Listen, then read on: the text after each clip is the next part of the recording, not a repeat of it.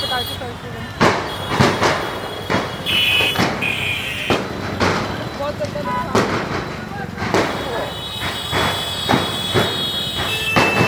फिर दोबारा यहाँ पर आ गए हर फ्रंट में लोगों की भीड़ इतनी खतरनाक।